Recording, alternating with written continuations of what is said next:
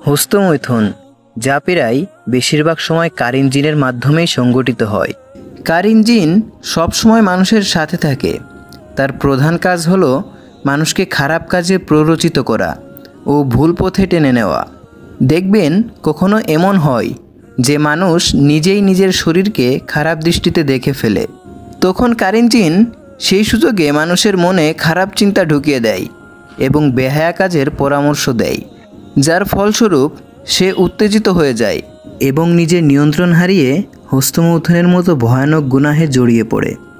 বিশেষ করে যখন কেউ একা বাথরুমে গোসল করে এবং আয়নায় নিজের দিকে তাকায়, তখন শয়তান তার মনে কুমন্ত্রণা দেয়। এর মাধ্যমেই সে নিজের শরীরকেই খারাপ দৃষ্টিতে দেখে আর ভেতর থেকে পশুর মতো আচরণ করতে শুরু করে। এমনকি কারিন জিনের ওয়াসওয়াসার কারণে কিছু ছেলে মেয়ে নিজেদের আপন ভাই বোনের প্রতিও খারাপ দৃষ্টিতে তাকায়। এ এক ভয়ঙ্কর ফিতনা, নাউজুবিল্লাহ।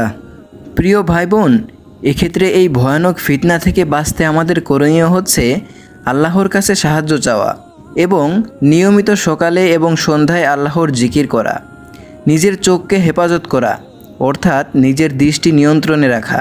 কারণ আমরা সকলেই জানি প্রায় সকল পাপের মূলই হচ্ছে আমাদের খারাপ নজর। এছাড়াও আয়নার দিকে কম তাকানো অথবা তাকালেও বিসমিল্লাহ বলে তাকানো, একা থাকলেও আল্লাহকে স্মরণ করা যেন শয়তান কোনো ফাঁক না পায়। অবাক করা বিষয় কি জানেন? কারিন জিন মানুষের নিজের চোখ দিয়েই তাকে ধ্বংসের পথে টেনে নেয়। তাই একমাত্র আল্লাহর জিকিরই কারিনের ফাঁদ থেকে বাঁচার একমাত্র ঢাল। অর্থাৎ মোট কথা হচ্ছে কারিন জিনের ওয়াসওয়াসা আমাদের মনকে পশুর মতো করে তোলে, আর তাই সেক্ষেত্রে আমাদের অবশ্যই আল্লাহর নিকট সাহায্য নিতে হবে। সম্মানিত দর্শক, এটা হচ্ছে আমার প্রথম ভিডিও।